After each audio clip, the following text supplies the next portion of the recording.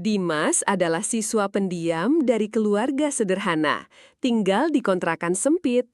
Bajunya tak pernah baru, namun matanya selalu berbinar saat membaca buku sains pinjaman. Setiap malam, di bawah cahaya redup bohlam, ia merancang masa depannya, tak peduli cibiran teman dan tatapan meremehkan.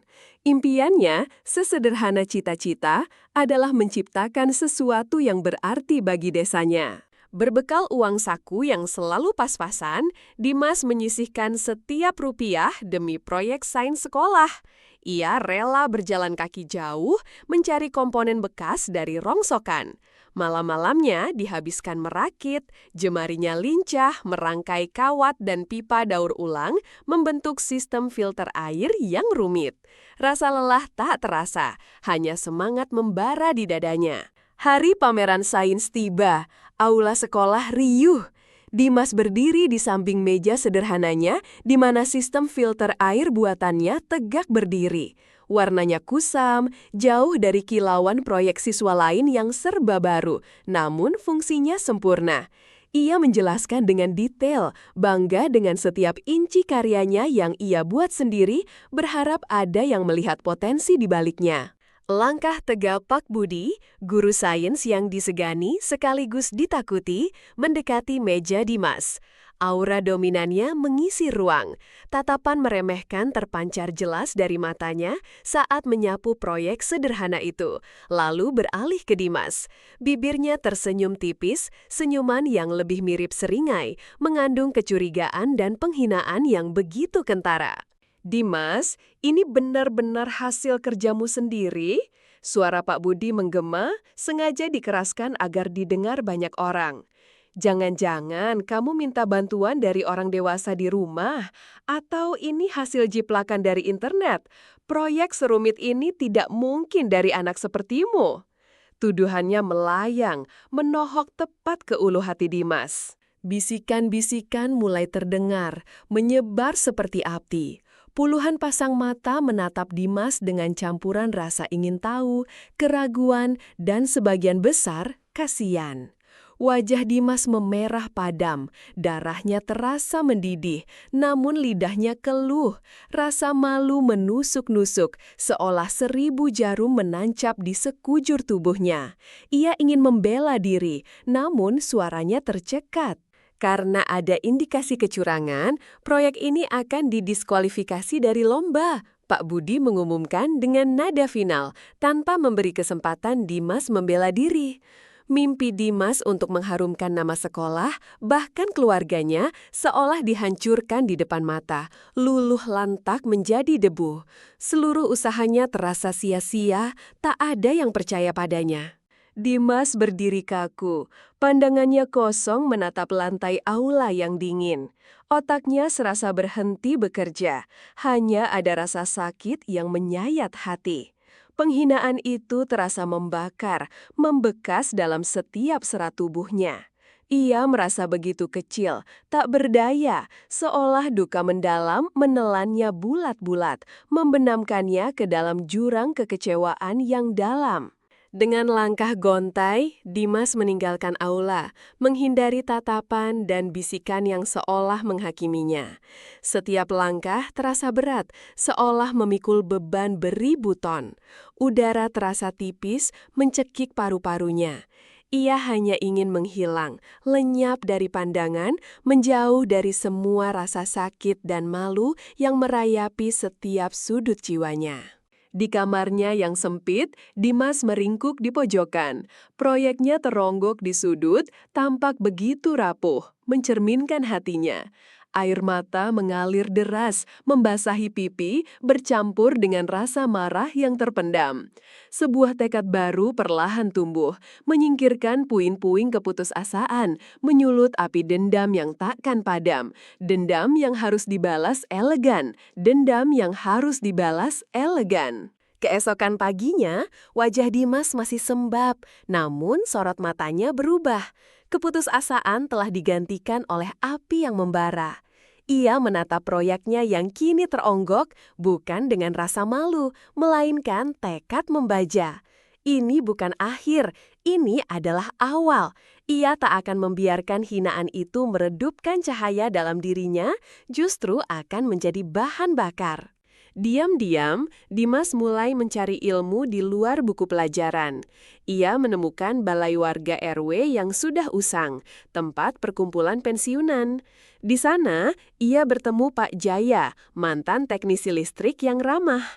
Pak Jaya melihat potensi Dimas dan tanpa banyak bicara, mulai berbagi ilmu, meminjamkan buku tua, dan mengizinkan Dimas menggunakan perkakas usang di gudang. Hari-hari Dimas kini hanya tentang belajar dan bekerja. Setelah pulang sekolah, ia langsung menuju balai warga, tenggelam dalam eksperimen hingga larut. Ia rela mengorbankan waktu istirahat dan bermain. Tangan kotor, pakaian lusuh, kantung mata menghitam menjadi saksi bisu kegigihannya. Setiap kegagalan hanya menjadi tangga menuju pemahaman yang lebih dalam. Dari kejauhan, Risa, teman sekelas Dimas, memperhatikan. Ia adalah salah satu yang menyaksikan penghinaan di aula. Risa tahu Dimas cerdas, dan hatinya terusik melihat bagaimana Pak Budi memperlakukannya. Ia melihat Dimas sering membawa buku tebal ke balai warga. Matanya penuh fokus, gerakannya terampil. Risa mulai yakin Dimas bukanlah penjiplak. Suatu sore, Risa meninggalkan sebuah buku tentang teknik filter air di meja balai warga, pura-pura tertinggal. Di dalamnya terselip catatan kecil, "Teruslah berkarya, Dimas."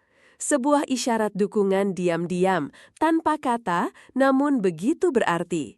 Hatinya ingin membangku, tapi ia juga tahu Dimas butuh ruang untuk bangkit sendiri tanpa campur tangan.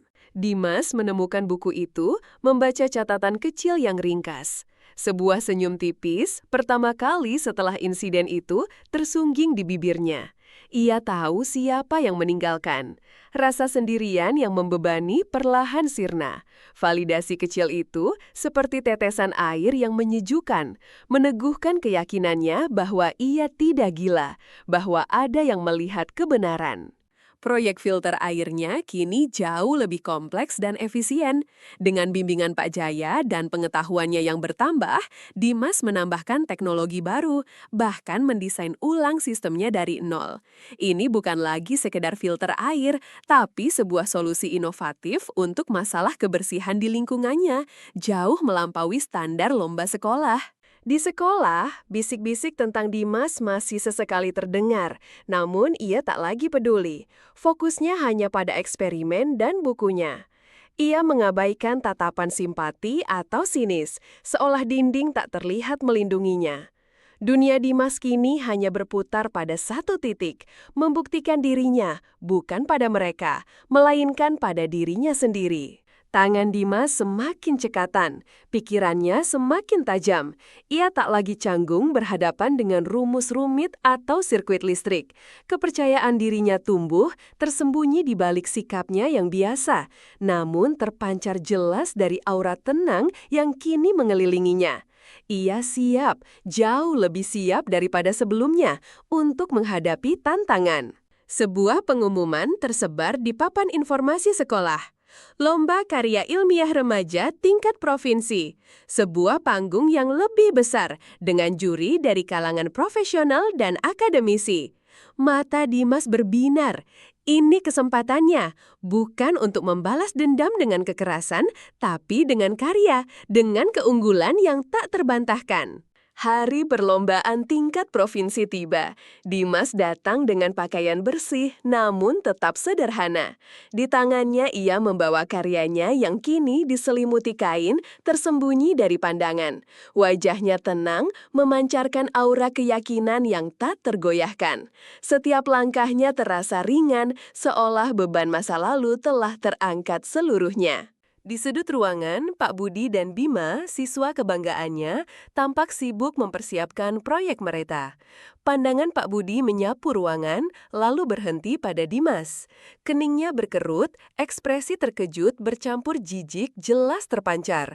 Bima hanya menatap remeh, yakin Dimas takkan bisa berbuat apa-apa di panggung sebesar ini. Giliran Dimas tiba. Dengan tenang, ia membuka kain penutup, memperlihatkan sistem filter air yang kini jauh lebih modern dan canggih. Ia menjelaskan setiap detail, menunjukkan data dan hasil pengujian yang valid. Suaranya lantang, penuh percaya diri, seolah semua keraguan dan hinaan di masa lalu tak pernah ada. Para juri yang terdiri dari akademisi dan ilmuwan mendengarkan dengan saksama. Mata mereka berbinar tertarik. Pertanyaan-pertanyaan teknis yang rumit dilontarkan dan Dimas menjawabnya dengan fasih, menunjukkan pemahaman mendalam yang melampaui usianya. Ia bahkan menjelaskan beberapa konsep yang belum diajarkan di sekolah.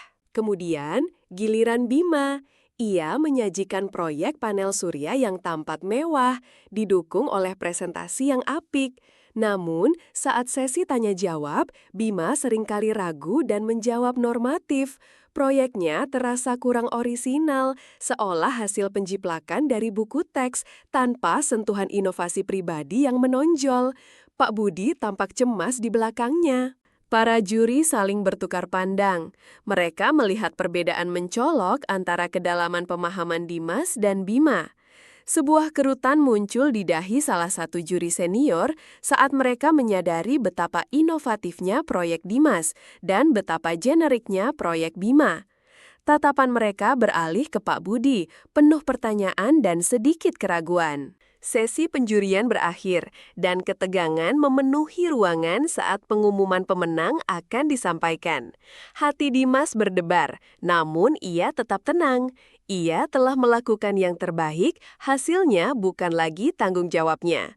Keheningan terasa mencekik, semua mata tertuju pada podium. Juara pertama Lomba Karya Ilmiah Remaja tingkat provinsi diraih oleh Dimas Arya Satya. Suara moderator menggema. Sebuah senyum tipis, penuh kelelahan dan kepuasan merekah di wajah Dimas. Ia melangkah maju, menerima piagam dan piala, berdiri tegak di panggung, di bawah sorotan lampu yang kini terasa begitu hangat. Pak Budi dan Bima terpaku di tempat. Wajah Pak Budi memucat, mata Bima membelalak tak percaya. Kekalahan ini terasa lebih pahit daripada sekadar kalah lomba. Itu adalah tamparan keras di depan umum. Bisik-bisik yang dulu menghina Dimas kini berubah menjadi kekaguman dan bisik-bisik pertanyaan tentang integritas Pak Budi. Dimas memegang piala di tangannya, merasakan bobotnya yang bermakna. Ia melirik Risa yang membalas dengan senyum bangga. Lalu, tatapannya beralih pada Pak Budi. Tidak ada kata-kata, tidak ada hinaan balasan, hanya pandangan lurus yang menyimpan seluruh perjalanan dan perjuangannya. Balas dendamnya terbalas dengan cara paling elegan, tanpa amarah, hanya bukti nyata.